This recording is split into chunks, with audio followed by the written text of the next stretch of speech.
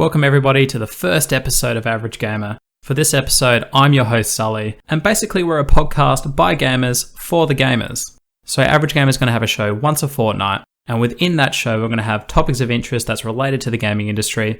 And on top of that, we're just going to talk about video games, because at the end of the day, that's why we're here. So today, and in every episode of Average Gamer, I'm joined by show regulars, Grant and Joe. So without further ado, let's jump into it. And Joe, how about you tell me what you've been up to this week? Yeah, well, it was my birthday on Friday, and I didn't get any presents on Friday because no one was here. Well, my little boy was here, and he got up in the morning and he said, "It's a special day today, Dad. It's your birthday." And I went, "Oh, great. Excellent. He's remembered my birthday." He said, "So does that mean I can play on my iPad?"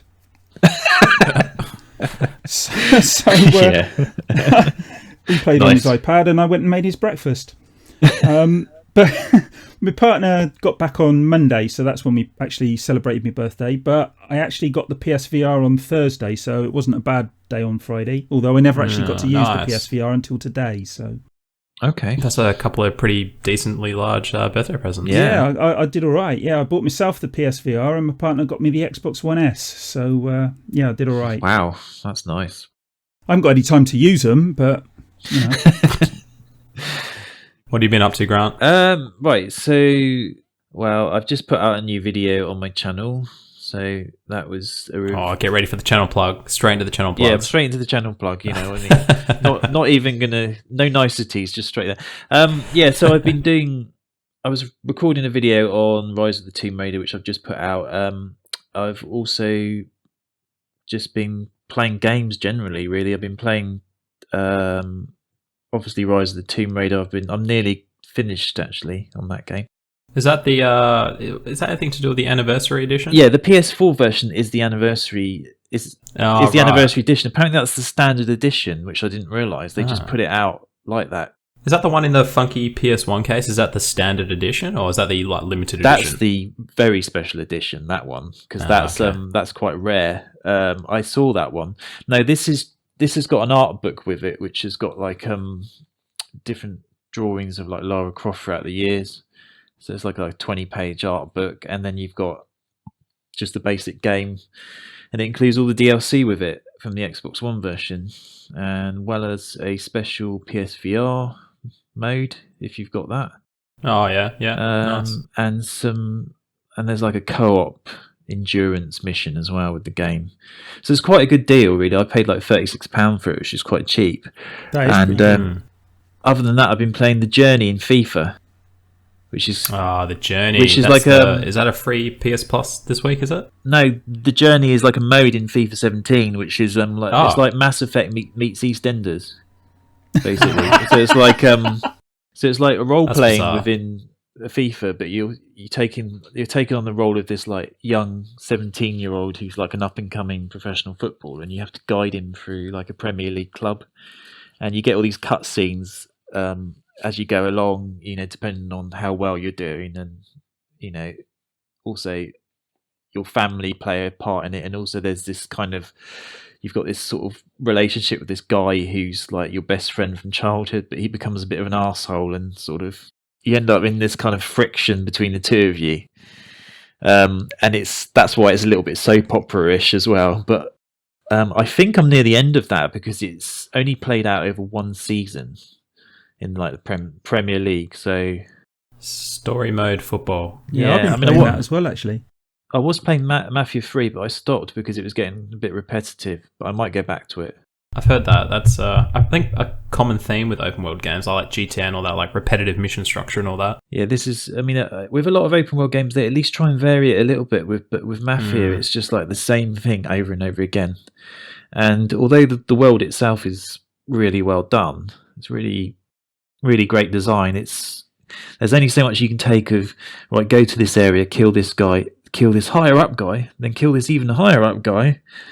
And then you get the district, and then you assign it to one of your like subordinates. Sounds a little bit like The Division, to be honest. Yeah, The Division I got bored with once I got to like the level cap. I thought, yeah, I'm bored now. Stop playing it.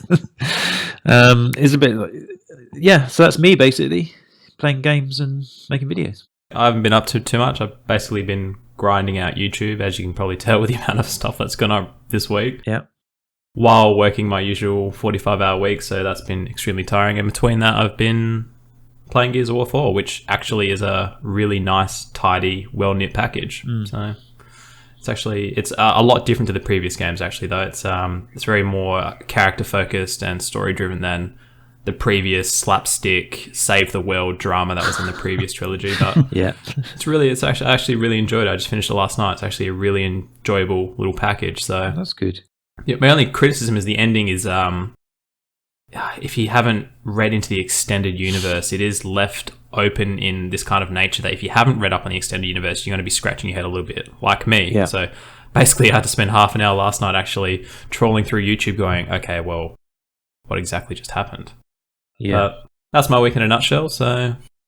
All right, Grant, I might get you to kick us off this week for our topics. And I believe you've been playing a little bit of Mafia 3. And just from what you've been telling me, it kind of sounds like you're debating whether it's quantity over quality or vice versa. So do you want to share a little bit about that?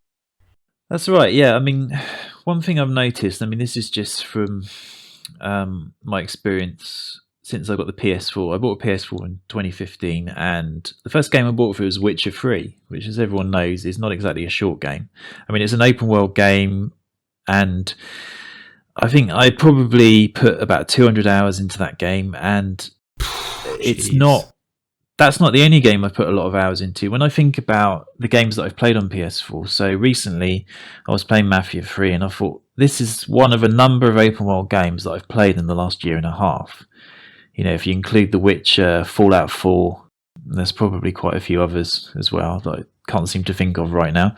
But the general trend seems to be, especially within AAA games, towards this sort of quantity over quality. I wouldn't always say it was quantity over quality, because in the case of The Witcher, I think that the quality was good as well. But the fact of the matter is, a lot of game developers feel the need to sort of make their games open world and sort of huge and sprawling in terms of things to do, because less linear. Yeah, because they seem to think that represents value for the gamer.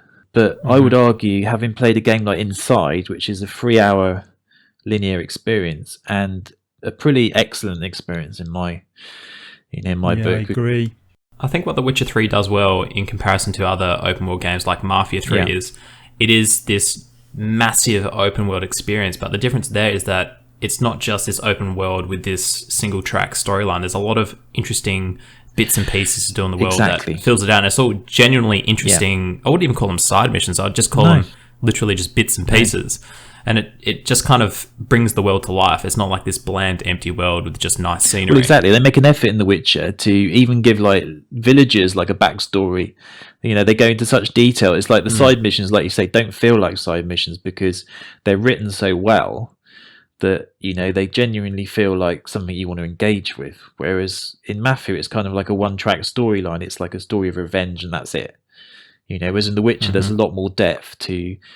You learn about people's lives and their kind of the way that everyone kind of interrelates in the world. So The Witcher itself is quite unique. But what I wanted to sort of talk about was the fact that I don't really think it's necessarily a good trend to be leaning towards more open world games when you consider that people seem to have less time nowadays to play games.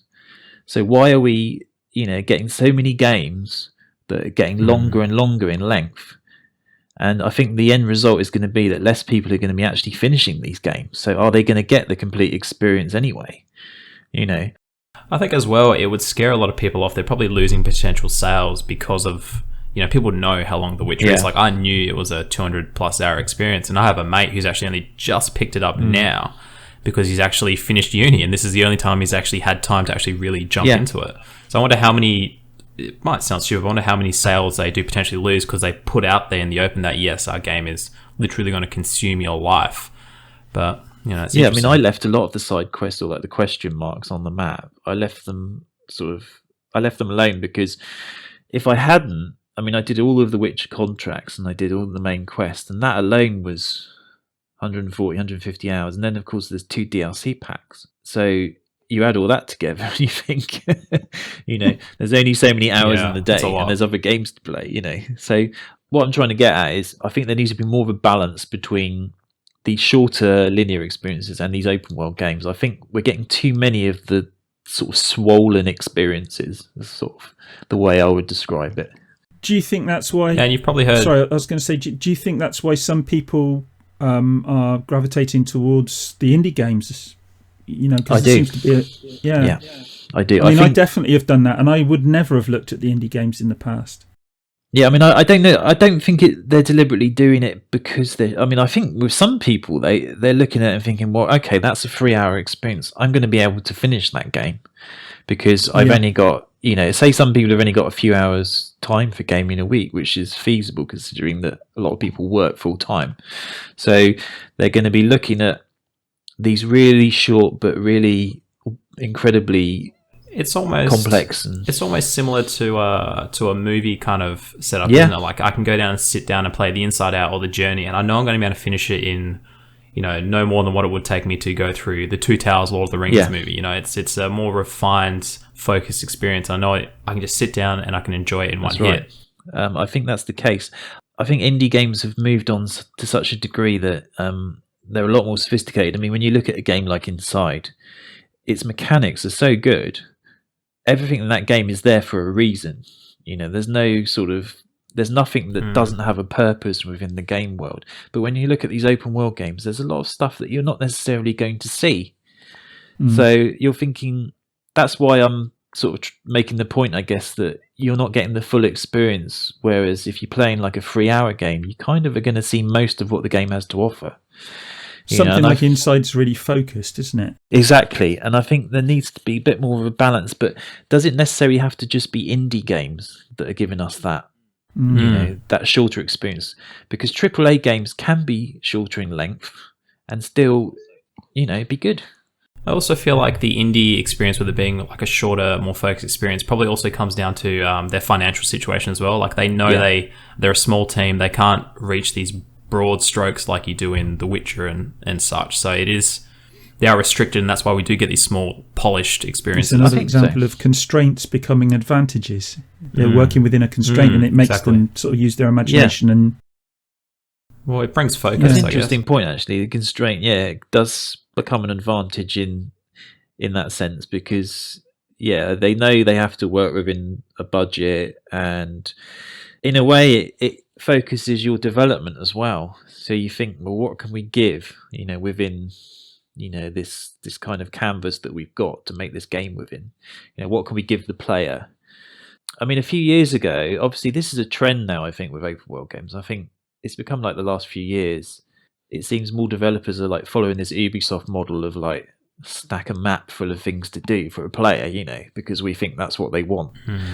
But I'm kind of asking the question, is that what players want? Because I don't think they do, really. I think they want quality, but I don't think they necessarily want 200 plus hours worth of gaming. I think there are people there that will do those repetitive grind quests if it is more maybe an online focused experience, like it is very competitive based and character building, like in terms of stats, and people will be prepared to grind out these boring missions. Perfect example would be The Division. Like I collected all the extra bits and pieces, I platinumed that game, but that was more for my online character's development. It wasn't that I was enjoying it, it was the fact that I was So that's like the MMO model then, really?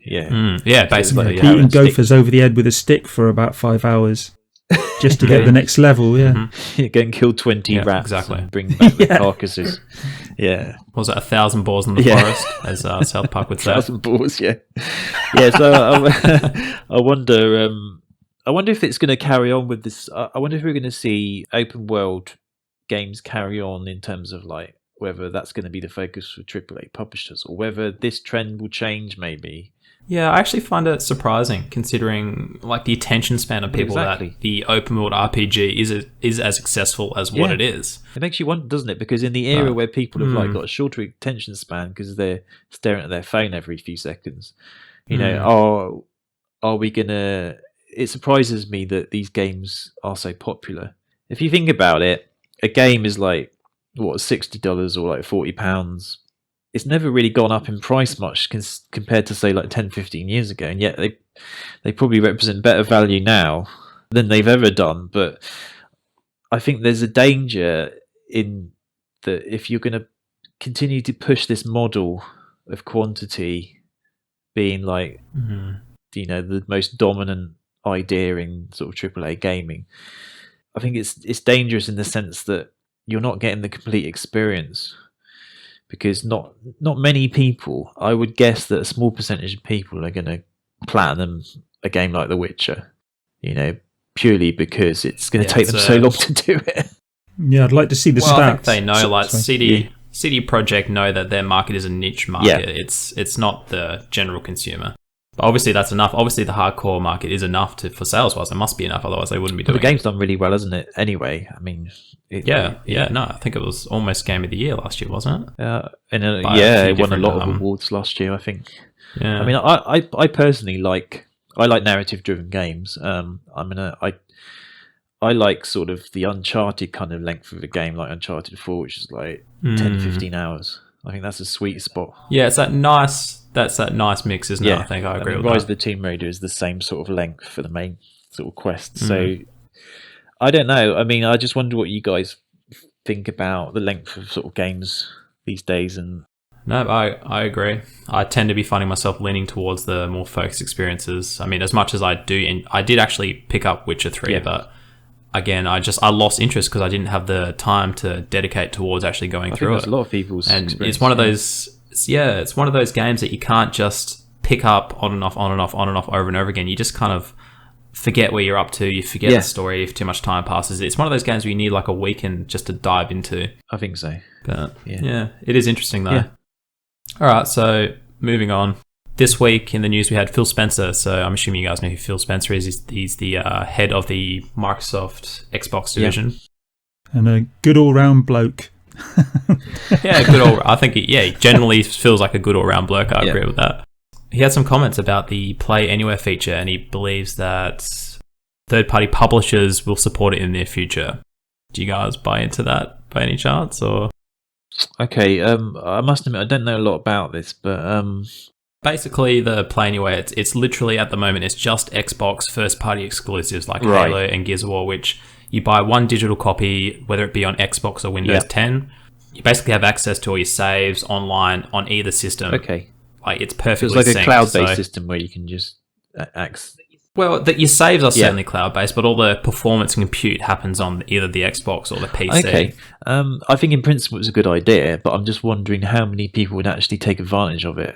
Because my argument is, would you necessarily play? I mean, I don't have an Xbox, but I would guess that if I was a PC gamer, I wouldn't necessarily be playing a game on an Xbox One as well. I mean, I don't know. Maybe there's a sort of statistics that show that people like to move between like console and PC in terms of playing games. But I know Clay, he actually utilizes the Xbox and the PC, whereas I primarily am only playing on PC just because I want the extra graphical bells and whistles. But what I found interesting about Phil Spencer's comments is that he thinks that in order for these third-party publishers to adopt Play Anywhere, it would mean they're only releasing one version of the game. They're not releasing a PC version and an Xbox version. So it makes me wonder, if I'm a developer or publisher, why would I want to do that? Why would I sacrifice selling 2 copies for 1 copy? Do you know what I mean? Absolutely. It's a very good question.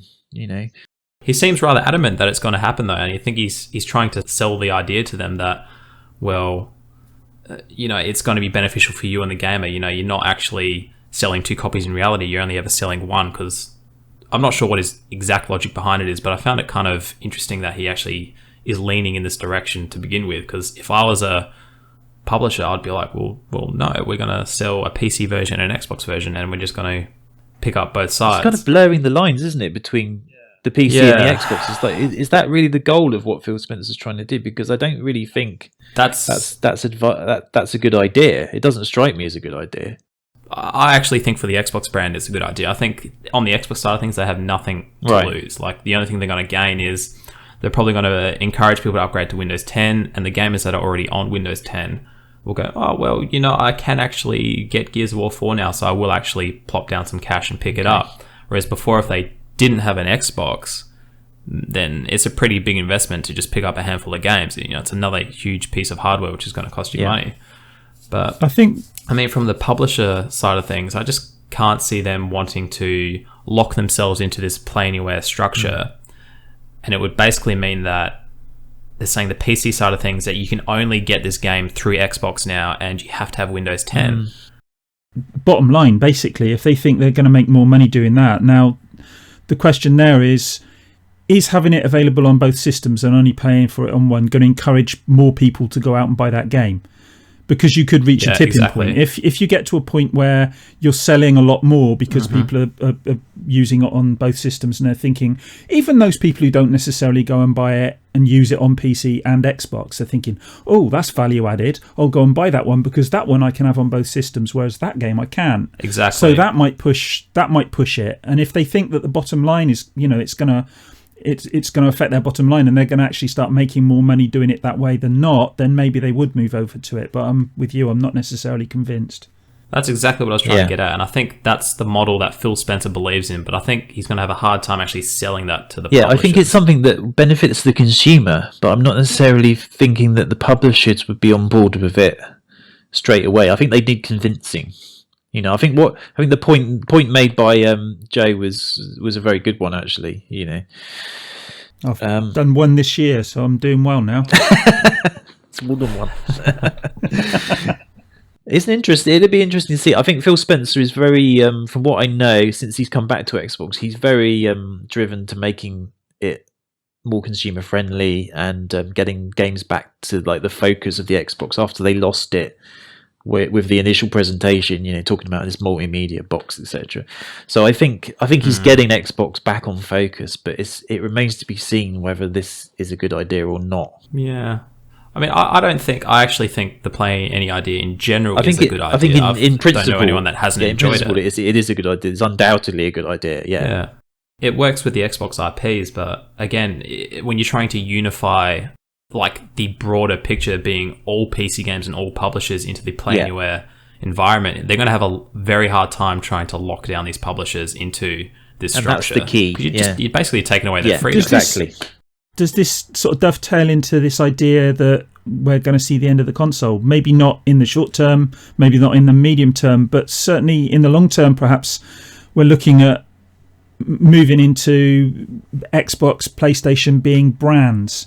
So you might have Xbox branded televisions that will play the Xbox games, and you'll have an Xbox tablet perhaps, or a tablet that has the Xbox app or whatever it might be.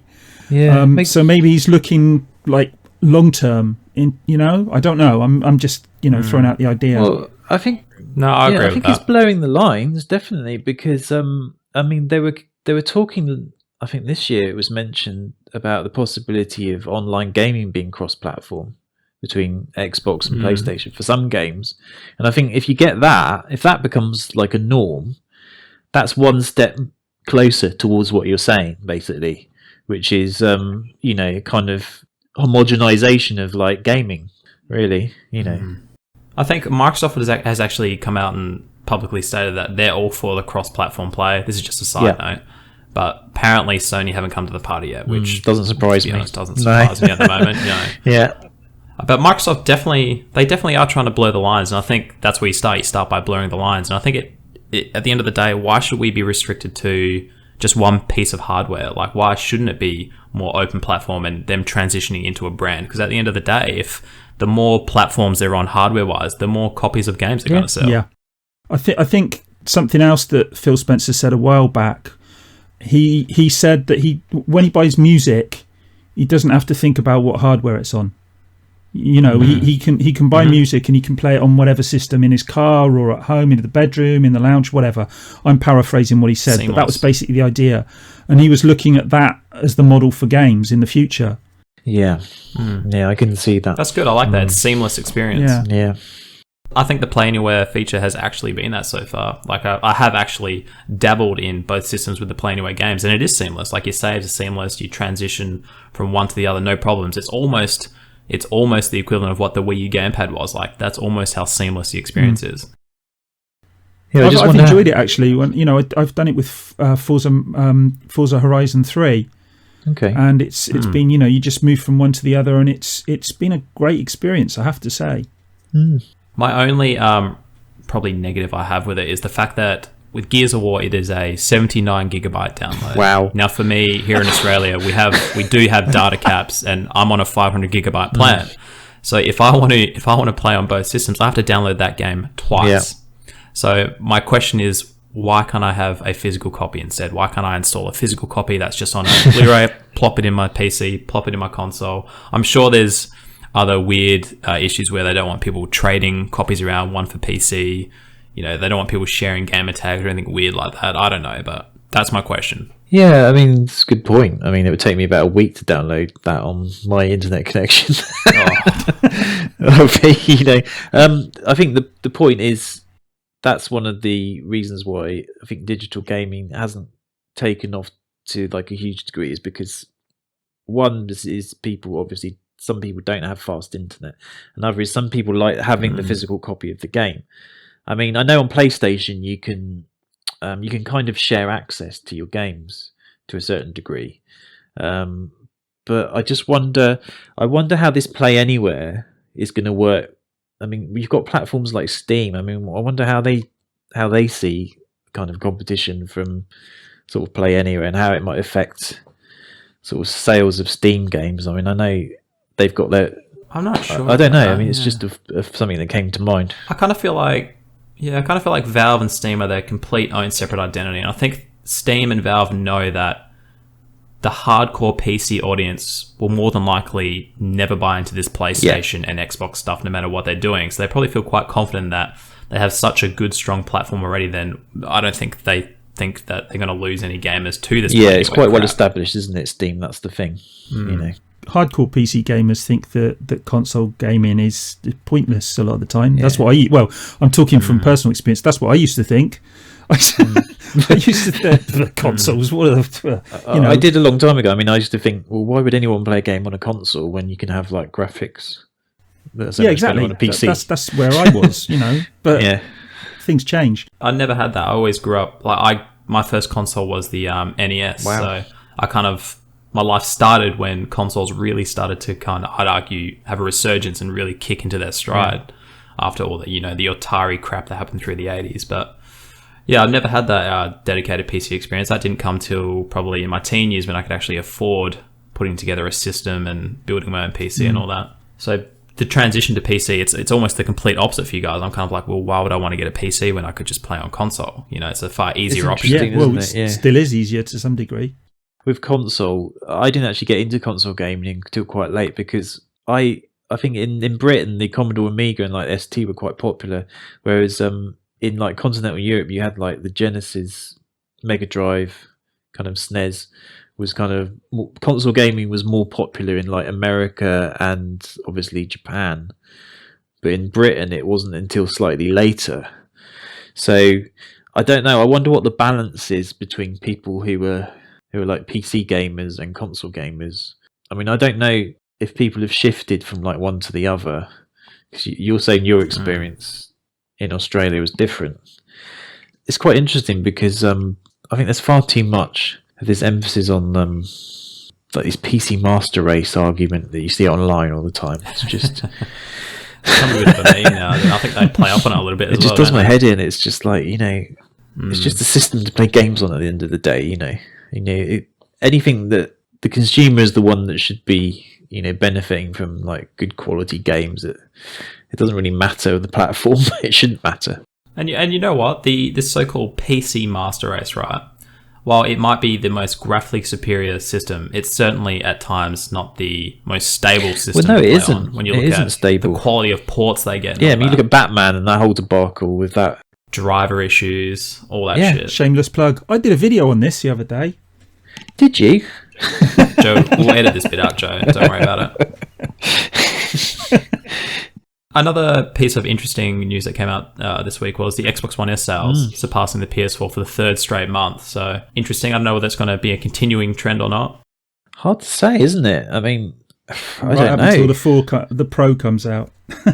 Yeah. Is that going to make much of a difference? I mean, it'd be interesting to see how many of those that they sell before Christmas. Obviously, that's the key season for both Xbox and PlayStation. It'd be, these next 2 months are crucial, aren't they? I think the Pro has the advantage there going into the holiday season because it's going to be that fresh new console on the market. And it's going to really feel like they're going to slap people in the face with their marketing right on Christmas, whereas the Xbox One S will probably fall into the background a little bit just because it's been out for probably, 2 to 3 months by that time. I think Microsoft will have to do some work in convincing people, of its merits in comparison, because they're going to look at the PS4 Pro and they're going to be thinking, okay, well, which of these systems, is going to be the one, that has the most sort of attractiveness for the consumer. It's funny as well because both systems claim to be sporting 4K. Yeah, which they're not. When in reality, yes.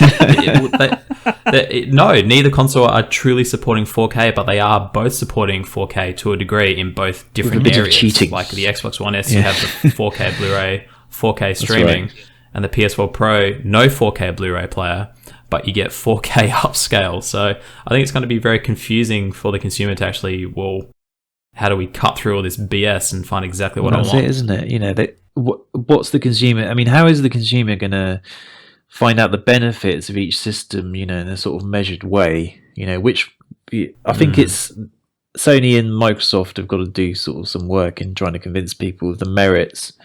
Because I'm not convinced myself personally about the point of the PS4 Pro because it's an incremental console upgrade. It's unproven in the marketplace, really. We haven't had this before. I feel like it's a case of don't do it or completely do it. Kind of what we're seeing with the Scorpio. Like, I understand that it's a machine where they're kind of going to be, if they can nail the upscale for the PS4 Pro and you do get a crisp image on your 4K set, fine. I'll give them a pass on that. But the fact that I do kind of see where they're going, whereas, it's kind of catering for the 1080p gamers still, like you're going to be getting better frame rates, better bells and whistles and graphics on the screen, but do we really care about that? Well, this is the thing, isn't it? Do we need it now? Gamers, do they care about that? Because I think the argument, and it's quite a common one, is that if they cared so much about it, why don't they get a gaming PC? Cost, I suppose, some of it. That's a very good cost point. is a fair point, but then you consider you've got to spend the money on a 4K compatible TV anyway. Well, yeah. I know they're coming down in price, but it's quite a lot. Yeah, I think that's why Sony's kind of done it, is they're kind of trying to cater towards both sides, and I think the box, they've gone an option where it's cost effective, and they know a lot of people don't have 4K sets, but they're still trying to kind of cater towards those people. But I think it is primarily about delivering a machine. This is my theory anyway. I think the PS4 Pro has happened because of PSVR. Yeah, I agree. I think that's where the birthplace started with the PlayStation 4 Pro. And then I think later when Sony caught wind of Microsoft doing the Scorpio, they were like, okay, we need to kind of try to change up our strategy and plan here and market this slightly differently. I think you're right. I think that's a lot to do with it, definitely. But I really don't think, certainly for the next year, I don't think Sony need to worry about the Scorpio. They're going to sell a boatload of PS4s between now and the Scorpio coming out. Maybe they need to be looking at something beyond the PS4 Pro in a couple of years' time. I don't know. But, I mean, then we're going to get into a leapfrog situation, aren't we? Yeah, it is honestly just a stopgap console. I don't think Sony can defend that. They've said themselves they're going to stick to traditional console generations. So it's just a stopgap console. It's basically what it is. It's going to be interesting to see what happens with the Pro, because you're going to have the Pro and the Scorpio released 12 months from now. What happens 12 months after that? Like after the Pro's been out for maybe 2.5 years. It's all gone out the window, hasn't it? The traditional... Yeah, do we start... Yeah, carry on. Yeah, sorry. Sorry, I was going to say, do we start talking about PS5 maybe 6 to 12 months after that? And then once the PS5's exactly. out, what happens with the Scorpio? Yeah. They've fallen into a Nintendo cycle, where they're between generations, except now all three of them are doing it, which actually might be good for Nintendo that these guys have broken their traditional console releases, because they might actually be coming out at a point now where they are, there is no set cycle. They're not in the weird no man's land of between power of two different generations. This is what I was going to say. We've had this traditional console life cycle. If you think about the Xbox 360s, was almost 8 years. It was like, and yet that's out the window now, because we're getting these incremental console upgrades. It's like you say, is it going to be year by year? And then where does Nintendo fit into that? They might actually, like you say, benefit from that, Nintendo, because they have a simple product that makes sense, or seems to make sense. I don't know, We've yet to see how they market it. So, it's... Or if they market it past this trailer. That's the point. So I think what what the test is for the consumer is it going to confuse them when they look at the PlayStation 4 and they think, okay, well, there's a PS4 Slim, there's a PS4 Pro, and then there's this Xbox One for S, and there's the other Xbox, but I guess that's been phased out now. It's like, I think the trick is not to confuse the consumer, because they might not. It's hard not to, though. It's hard, especially when you're throwing all these 4K buzzwords and both systems are doing different 4K. They've got a tough time ahead of themselves. I think so.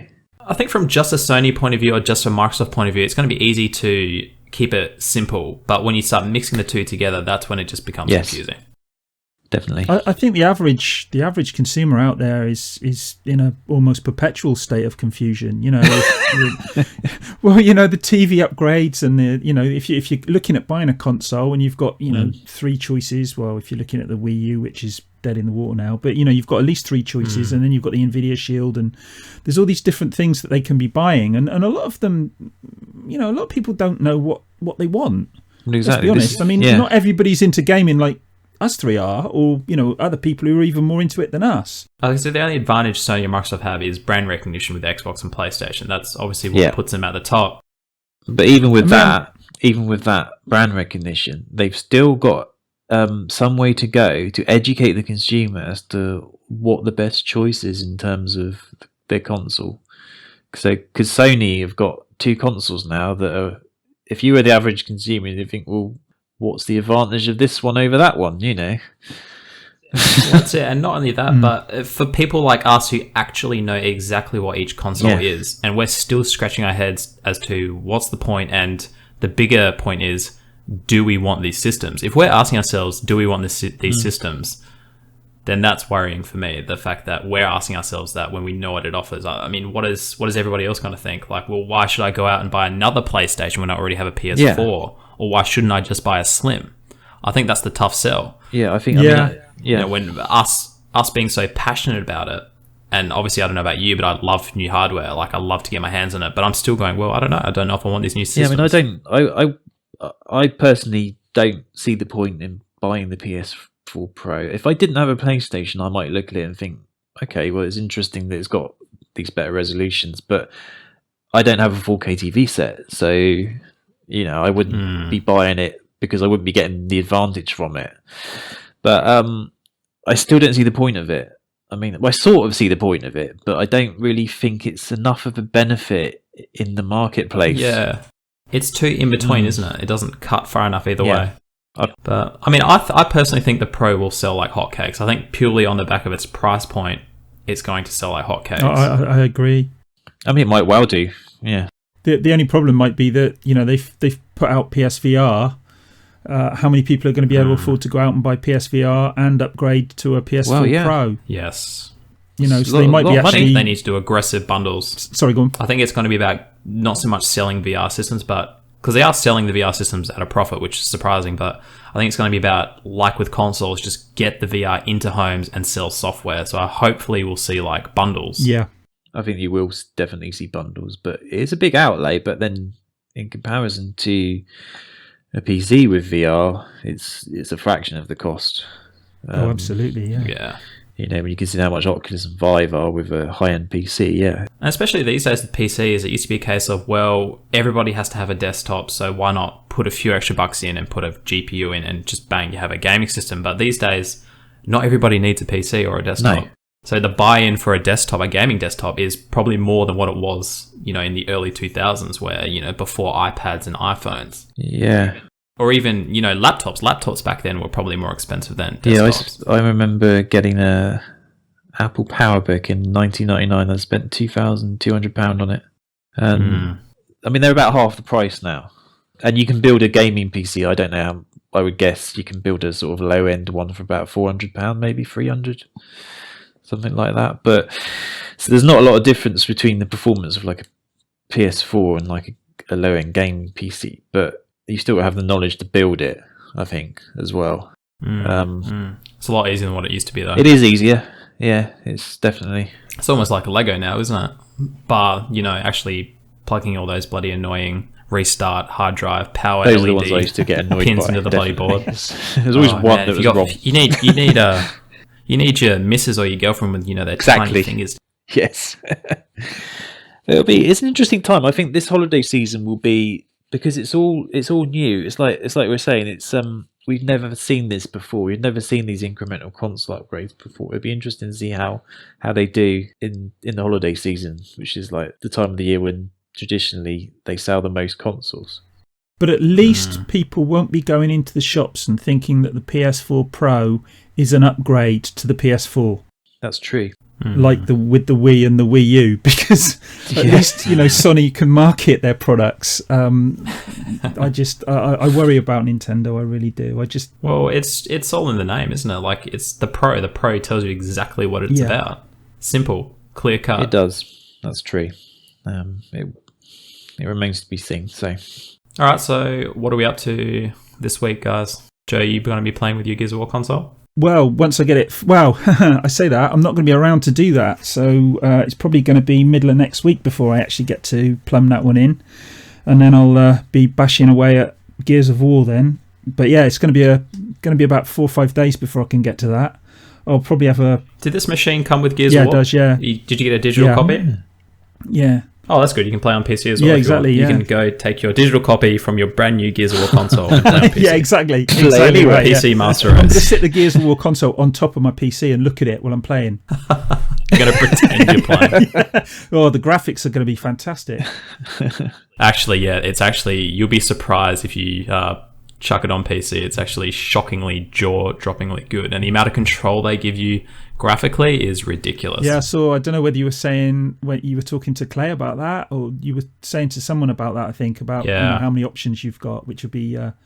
it's staggering. I'll be spending 50 hours just adjusting the settings. Well, the good thing is it gives you... you get a benchmark tool in the menu, actually, which you run the benchmark. Actually, it's a pretty thorough benchmark. It goes for about, I think, a minute or 2 minutes, and it actually customizes all your settings for you. So you can leave it like that if you wish. It's interesting. It runs fairly well as well. And cool enough, it supports my ultra-wide. So I was pretty chuffed about that as well. All right, Grant, what have we got coming up? So I was trying to think of a new subject for a video for next week. So that's one thing that came to mind was just before I was recording this, actually. I really should get around to a part 2 of my What Happened to the Single Player FPS, because I know you've been waiting for it. You need to hurry up. I've got a few part 2s that are dangling that I need to complete. So I'm going to try and get at least one of those done next week. And other than that, I was thinking about maybe picking up Battlefield 1, because it's been getting some good reviews. Yep. And I don't know, I just like the look of the campaign and what they've done with it. Looks fresh, doesn't it? Looks like a fresh shooter experience. But, other than that, probably finishing Rise of the Tomb Raider. I bought Mirror's Edge Catalyst in the sale, but I'm not sure I'm going to start that yet. But someone recommended it to me, so I might give that a go. That's interesting. I heard the new Mirror's Edge was a steaming piece of crap. Well, I've heard mixed opinions on it, but I think it depends. I mean, I'm open to... It could be a case of... I'm open to different... Sorry, I was just going to say it could be a case of just didn't meet the hype. Yeah, there's that. I mean, I was a pretty big fan of Dying Light last year. That was another one of the open world games that I couldn't think of. And that mainly because they had a really good parkour system in it. And I know that's most of what Mirror's Edge is. But I know some people say the biggest issue with Mirror's Edge Catalyst is the combat is pretty bad. But I suppose if the world itself is interesting enough and the parkour's good, I can sort of forgive a little bit of a bad combat system. But if it's shockingly bad, then no, I won't forgive it. So I'll see how it goes and give it a go. I'm actually going to go pick up Battlefield 1 pretty much as soon as the shop's open in about 20 minutes, and then I'll be coming back and editing this, and we'll go from there. That's basically my week in Battlefield 1, Gears of War 4, and I probably should take some time off from YouTube, but I'll probably do more YouTube. But that's the addiction. Love it. All right, guys, I think we're going to call that a wrap. So to everybody that's listened and have made it this far, I hope you've enjoyed the first episode of Average Gamer. As I said previously, it's going to be a fortnightly show, and each episode will contain cherry-picked topics that interest us, with just video games in general piled on top. So I hope we'll see you guys tune in for the next show. And if you liked any of us in particular, whether it be Joe, Grant, or myself, we'll have links down below in the description for our own Twitter pages and YouTube channels, so go check them out. And remember, if you have any feedback, please leave it down below in the comments, because we'd love to get some feedback on our first episode and where we can improve, and maybe just topics or other areas you want to see us expand into. We'd love to hear and get some feedback. And if you have enjoyed the show, give it a big fat thumbs up, go share it with your mates, tell them all about it. And you know what, guys, whatever channel you might be viewing Average Gamer on right now, whether it be mine, Grant, or Joe's, give it a sub. But other than that, thanks for watching, and we'll catch you guys in the next episode of Average Gamer.